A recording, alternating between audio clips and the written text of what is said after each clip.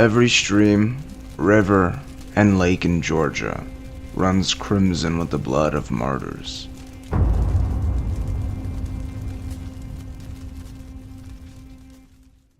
This is a statement that time and time again revealed itself to be true throughout Georgian history. Since the dawn of time, since the dawn of history, Georgia has been in conflict.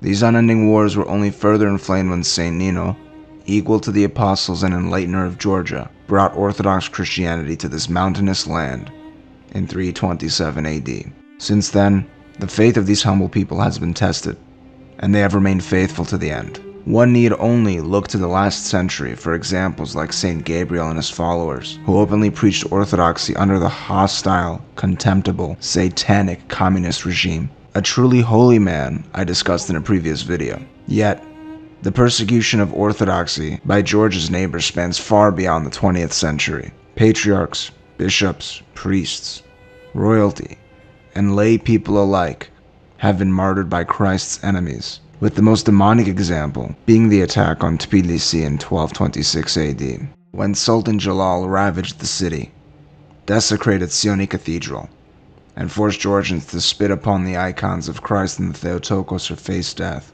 That night alone, 100,000 were martyred for the faith, also covered in a previous video.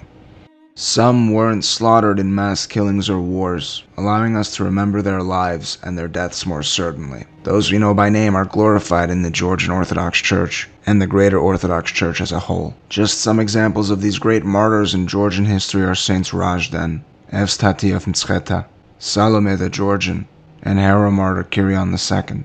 Let's travel through Georgian and Orthodox history and learn about these holy martyrs. All the sources for this video are linked in the description if you'd like to read them for even more information. Before we begin, I want to thank you for the amazing support on my previous videos. I'm truly grateful for everyone who watches. I want to remind everyone that my videos are only possible due to the history and tradition of the Orthodox Church, and the saints and traditions I cover are what truly give my videos any semblance of meaning. Please subscribe for more on Orthodox Christianity and the saints. Consider following me on Twitter or supporting my channel on Patreon. Patreon members get early access, their usernames featured at the end, and for super members, shoutouts and the chance to suggest Orthodox related topics. Thank you again for your support, and enjoy the video.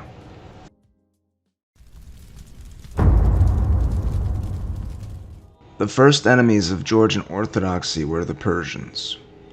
They not only desired total control over the land of Georgia, but also wished to apostatize its people to their pagan fire-worshipping faith, Zoroastrianism. The sacrifices of Georgia against this menace, the history of bloodshed and martyrdom for the faith, all began with one man, Saint Razhden the Protomartyr. Saint Razhden lived in the late 4th century and was martyred around 475 AD, the earliest martyrdom in Georgia. Due to the fact that the Orthodox conversion of Georgia was top-down, that is to say, it was first the rulers of the country that converted. There was never any government suppression of Orthodoxy, like there was in the Roman Empire. Even prior to Orthodoxy being the state religion, there is no historical evidence of the Orthodox being persecuted by the previously pagan government. They were most likely unknown or unimportant entities to the pagan Colchian kings. Up until the 20th century, virtually all persecution of the Georgian Orthodox came from exterior threats, foreign countries and foreign people. This was certainly the case for Saint Razhden. The earliest mention of Saint Razhden is found in the history of King Vakhtang Gorgasali, a medieval Georgian historical compendium composed in the 8th century by Prince Juansher Juansheriani. Razhden, descended from a noble Persian family, bore a now Georgian name of Iranian origin, likely combining Raj, meaning day, light, or happiness, and Den, creed or religion. A Zoroastrian by faith, he served as guardian and advisor to Princess Belendakht, daughter of Persian king Hormizd III. Living in the 5th century, during the early days of the Georgian Orthodox Church and the reign of Saint Vakhtang Gorgasali, Razhden accompanied Princess Belendakht to Georgia when she married King Vakhtang. In Kartli, Razhden converted to Orthodoxy, earning King Vakhtang's respect, who gifted him an estate and appointed him military advisor. After Queen Balendakh's death in childbirth, Razhden remained in Georgia, drawn by his connection to its life and faith. During this time, Georgia faced intense political pressure from Persia. Enraged by King Vakhtang's devotion to Christ, the Zoroastrian King Peraz attacked Georgia with a massive army. Razhden fought bravely in the battle, proving himself a courageous and virtuous warrior. Barely before the battle had ended, the furious King Peraz ordered for a certain Persian aristocrat who had converted to Christianity and survived the battle to be taken captive. Surrounded, Razhden was bound and brought before the king. Feigning kindness, Peraz greeted him, saying, "Greetings, my virtuous Razhden. Peace be to you. Where have you been all this time, and for what reason have you turned from the faith of your fathers to confess a creed in which your fathers did not instruct you?" Unshaken, Razhden declared Christianity as the one true faith, and Christ as the savior of mankind. Frustrated by his steadfastness, Peraz ordered for Razhden to be mercilessly beaten. The expert executioners trampled Saint Razhden, battered him, knocked out his teeth, dragged him across jagged cliffs, then chained him in heavy irons and cast him into prison.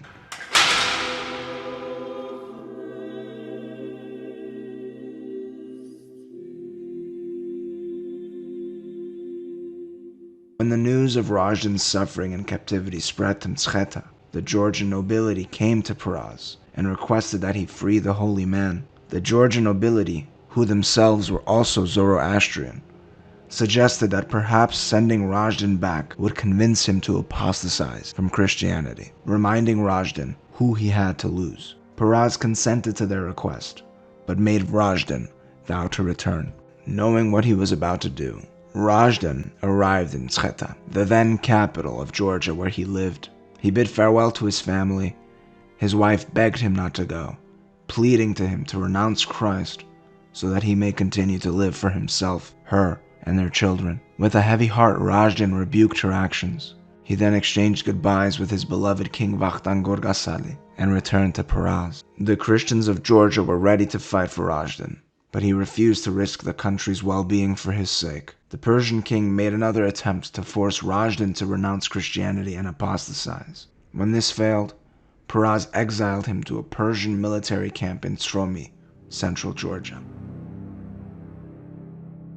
Although on Georgian soil, the camp was off-limits to King Vakhtang and other Christians. Secretly, Peraz ordered the camp's leader, a Persian prince, to turn Razhden from Christianity by any means, and execute him if he refused.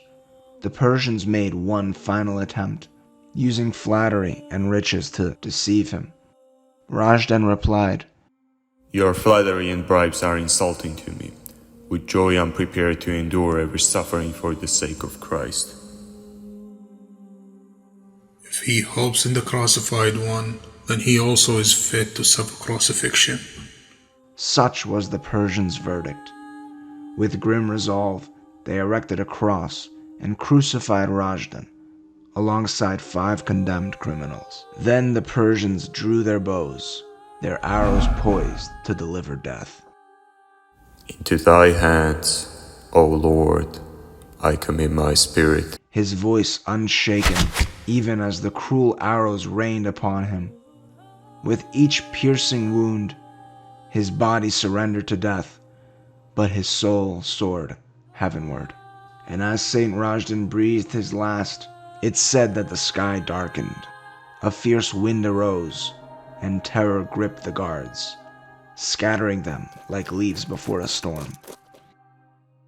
Heaven and earth seemed to mourn, bearing witness to this martyr's sacrifice.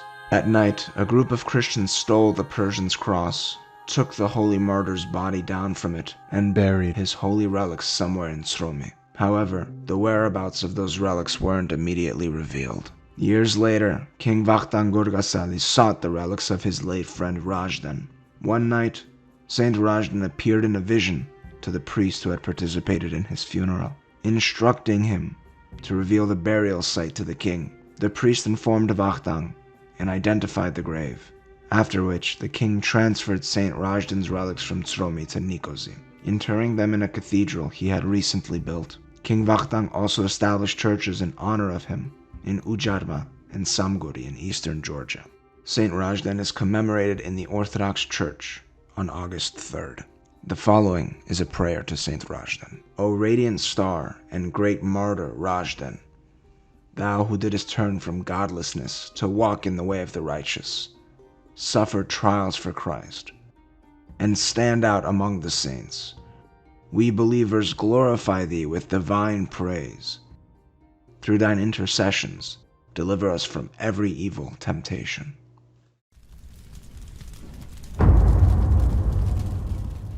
This persecution did not end in the 5th century with Saint Razhden. This next account takes place over 100 years after his death, in the late 6th century. Saint Evstati was another Persian by descent. Tradition holds that he was martyred in 589 AD. He was first a fire-worshipping Zoroastrian named Girobandak. In the flourishing decades of his life, he left Persia and immigrated to modern-day Georgia, which at the time was the kingdom of Kartli. He settled in the capital Mtskheta.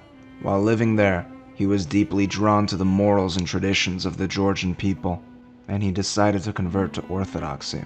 His decision entailed a great risk, as the Persians dominated eastern Georgia, persecuting Christians and forcing all to worship fire, as they did. The second ever Patriarch of Georgia, Catholicos Saint Samoel himself, baptized Girobandak and named him Evstati. The new convert soon married a Georgian woman and was fully assimilated into Kartvelian society and the life of the church. At a later time, old friends of Evstati, a group of Zoroastrian Persians who were occupying Mtskheta, invited Evstati to a religious celebration, but he declined, saying, I am stamped with the seal of Christ and far removed from every darkness. After the celebration, the fire worshippers reported Evstati to the chief of the Mtskheta fortress, a Persian named Ustam. Ustam summoned Evstati and threatened him, saying, You will not remain a Christian without punishment.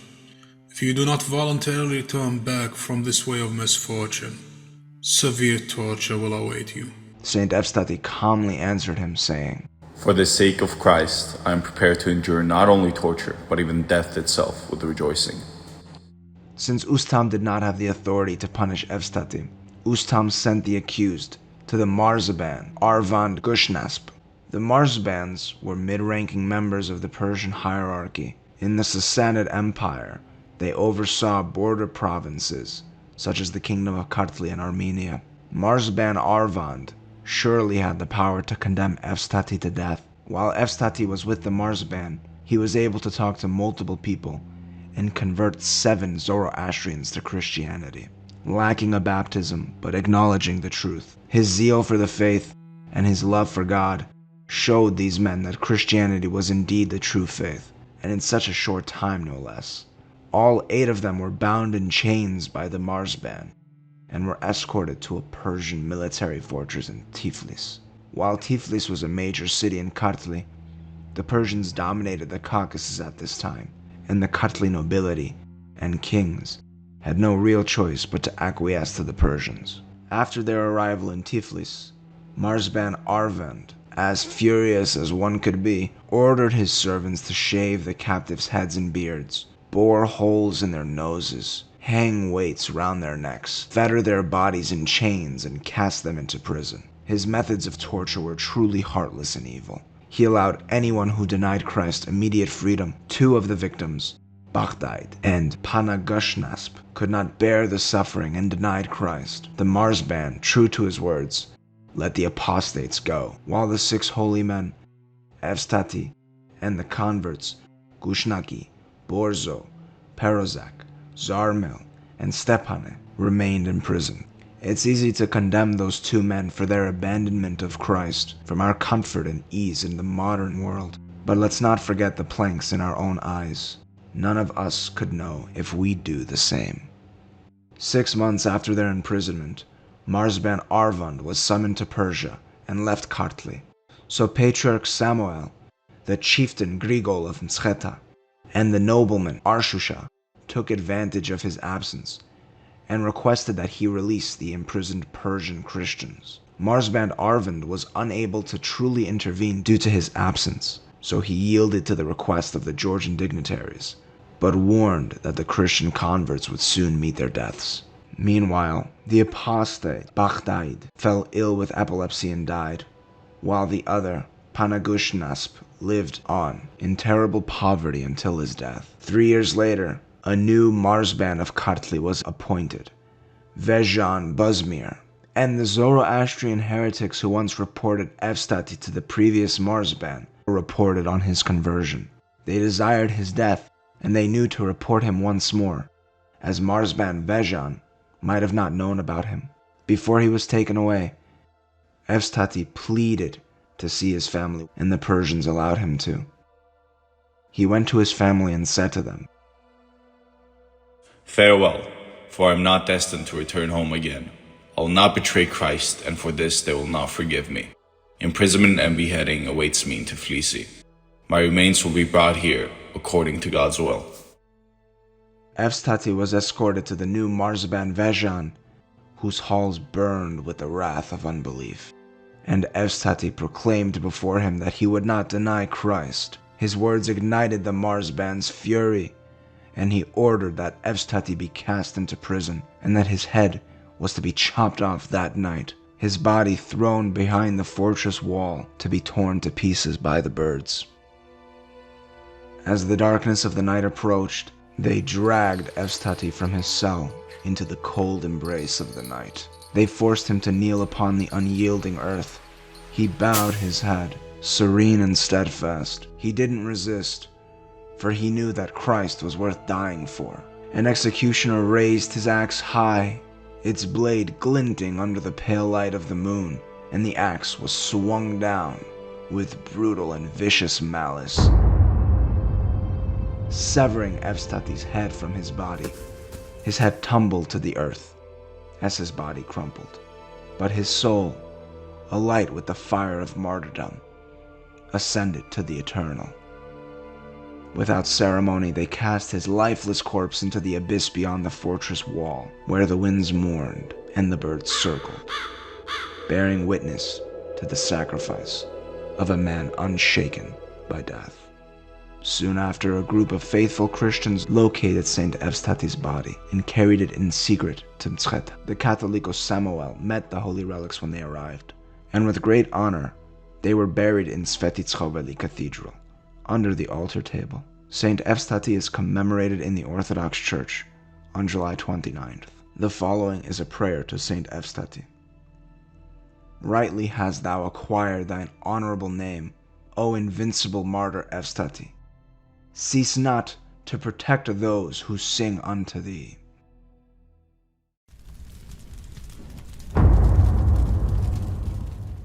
The sufferings of Christians on earth will never cease, as their kingdom is not of this world.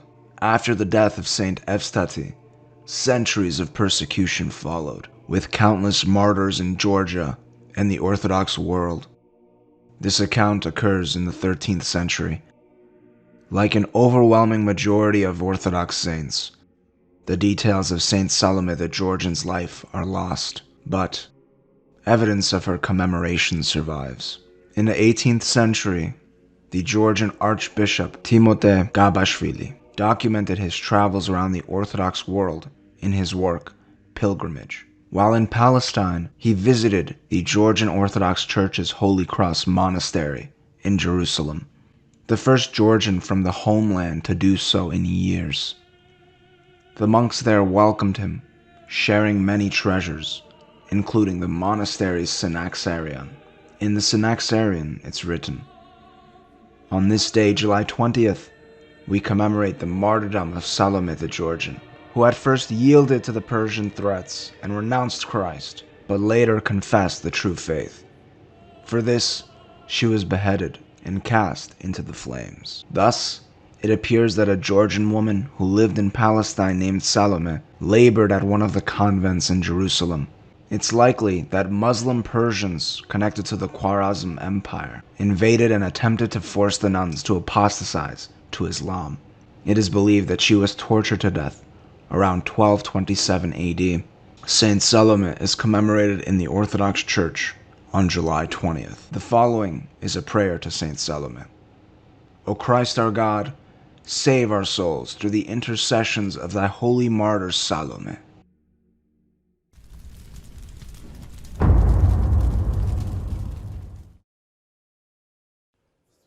Over the centuries, the Orthodox world faced relentless attacks.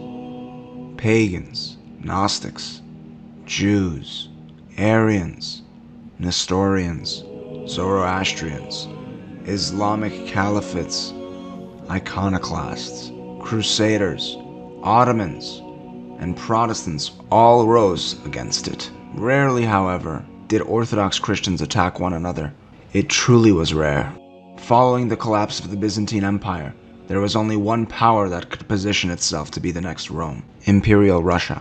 Tired from centuries of countless wars and death from the east and south, Georgia searched for aid to the north. Imperial Russia accepted Georgia with open arms, signing the Treaty of Georgievsk in 1783 AD. Russia's empress became the sole suzerain of Georgia's rulers, guaranteeing the Georgians sovereignty and territory. The Russians were not true to their word.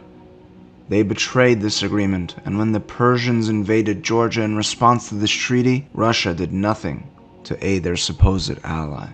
Tbilisi was sacked and destroyed, and Georgia was further weakened by the Persians. The Shah, who decimated Georgia, even contemplated the genocide of the Orthodox population, but was assassinated before he could undertake such an initiative. Russia belatedly declared war on Persia, but it was a short-lived endeavor. The final nail in the coffin for Georgia at this time was internal strife. As in such chaotic circumstances, the succession of the throne of Georgia became unclear and fought over after the assassination of King Edigle II.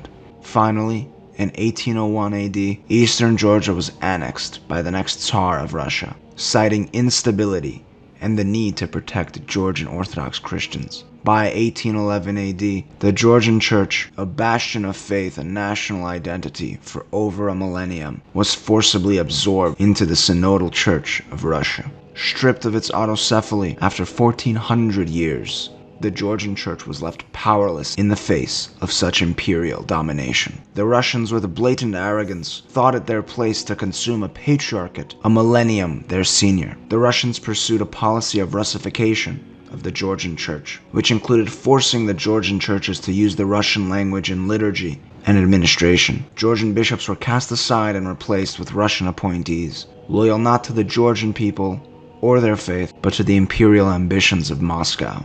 This deliberate subjugation of the Georgian Church was nothing short of a cultural and spiritual conquest designed to extinguish the independence of a nation through its most sacred institution. The Tsardom would never let go of the Church, and only through the destabilization of the Russian Empire, through the demonic Bolsheviks, and the attack on Saint Tsar Nicholas II, was the Georgian Church able to rightfully regain autocephaly. Soviet historians will later maintain that the treaty was an act of brotherhood of the Russian and Georgian peoples. In truth, it was but a yearning of a mighty hand to bend weaker nations to its will, a shadowed ambition that lingers in Russia to this day.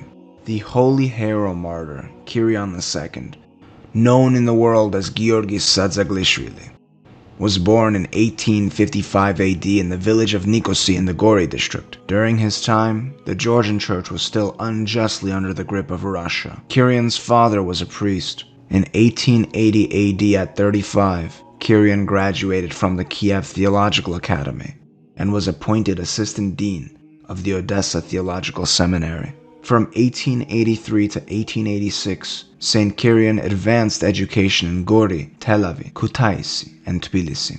In 1886, he became supervisor of Georgian monasteries and dean of schools, establishing libraries, collecting rare books, and publishing works on the Georgian Church and culture in secret under pseudonyms. Tonsured a monk in 1886, he became abbot of Chavchavadze Monastery, focusing on scholarship, collecting artifacts, and donating treasures to the Church Museum of Tbilisi. Kirion authored over 40 works on Georgian Christian culture, compiled a dictionary of ancient Georgian, co-wrote a history of Georgian philosophy, and fought for the return of Orthodox churches appropriated by Armenian Monophysites. He was a brilliant man and a valiant fighter for orthodoxy. In 1901, Kirion was installed as Bishop of Gori. By that time, it had become clear to the Exarchate of Georgia that the Georgian clergymen were endorsing the Holy Hierarch Kirion and contesting the abolition of the autocephaly of the Georgian Church. The Georgian clergymen desired to appoint him Patriarch, but the empire found a way out of this situation by frequently reassigning Saint Kirion to serve in different parts of the Russian Empire. In 1903, he was reassigned to Cherson, in 1904 to Orel, in 1906 to Sukhumi. In Sukhumi, Saint Kirion exerted every effort to restore and revive the historical Georgian churches and monasteries, though he was again reassigned to the Konvo diocese. In 1905, at the demand of Georgia's intelligentsia, led by Saint Ilia, who we will cover in another video, the Russian regime formed an extraordinary commission to formally consider the question of the autocephaly of the Georgian Church. Saint Kirion delivered 2 lectures to the commission, one on the reasons behind Georgia's struggle for the restoration of an autocephalous church, and the other on the role of nationality in the life of the church. The commission rejected the Georgian claims to autocephaly and subjected the leaders of the movement to harsh repression. This was most likely the intention from the beginning. In 1907, Saint Ilia was killed by the regime, and the government forbade Kirion to travel to Georgia to pay his last respects. Kirion managed only to send a letter of condolence to Saint Ilia's loved ones. In the months that followed, the regime tightened down even more severely on Kirion. In 1908, he was slanderously accused of conspiring in the murder of Exarch Nikon. Though he was innocent, he was deprived of the rank of bishop and arrested. This treacherous deed roused the anger of not only Georgians, but of the faithful of Russia as well. Even the democratic forces in Europe founded a society for the protection of the rights of Bishop Kirion and gathered signatures to demand his release from prison. The bishop himself humbly carried the cross of his persecution and consoled his sympathizers with the words of the great Georgian poet Shota Rustaveli. Not a single rose is plucked from the world without thorns. We must bear our suffering with love, since suffering is the fruit of love, and in suffering we will find our strength. By 1915, the regime ceased their reasonless persecution of Saint Kirion. They restored him to the bishopric and elevated him as Archbishop of Polotsk and Vitebsk in western Russia. He was not, however, permitted to return to his motherland. Finally, 4 days after the Russian Revolution began, on March 8, 1917, the Georgian Apostolic Orthodox Church declared its autocephaly restored. At the unending demands of the Georgian people, Kirion was finally returned to his motherland. 120 cavalrymen met him on his way and reverently escorted him to the capital. In Tbilisi, Saint Kirion was met with great honor. In September of 1917, the Holy Synod of the Georgian Orthodox Church enthroned Bishop Kirion as Catholicos Patriarch of all Georgia. He was the first Patriarch of the newly freed Georgian Church. During the enthronement ceremony at Svetitskhoveli Cathedral, Saint Kirion addressed the faithful, and they rejoiced in his return. Soon after he was enthroned, Saint Kirion sent an appeal to all the Orthodox Patriarchs of the world, in which he described in detail the history of the Georgian Church and requested an official recognition of her autocephaly. Soon after, on May 26, 1918, the Georgian state declared its independence from the now Bolshevik Russia. The next day, Catholicos Patriarch Kirion II presided during a service of thanksgiving. The chief shepherd and his flock rejoiced at the restoration of the autocephaly of the Georgian Church and the independence of the Georgian state, though it was not all good. From the beginning, they perceived the imminence of the Bolshevik danger. It was not as if the Bolsheviks provided any reprieve for the Orthodox in Georgia. They were immeasurably worse. On June 27, 1918, 9 months after Saint Kirion was enthroned as Catholicos, he was found murdered in the patriarchal residence at Marzban Monastery. The Bolsheviks killed him. The investigation was a sham, and no one was ever held accountable. Slanderous rumors were even spread that he had taken his own life. He endured the oppression of the Russian Empire, only to be silenced by yet another regime. His struggle for his church and his nation ended in bloodshed. When the Holy Synod of the Georgian Apostolic Orthodox Church convened on October 17, 2002, they canonized Holy Hieromartyr Kirion and numbered him among the saints. Saint Kirion is commemorated in the Orthodox Church on June 27th. The following is a prayer to Saint Kirion. Shamed be thy slanderers, for the nation had chosen thee to be its guide on the newly righted course. O thou who didst suffer the enemy's treachery and dost shine forth for eternity, Holy Hierarch Kirion, pray to God for the salvation of our souls.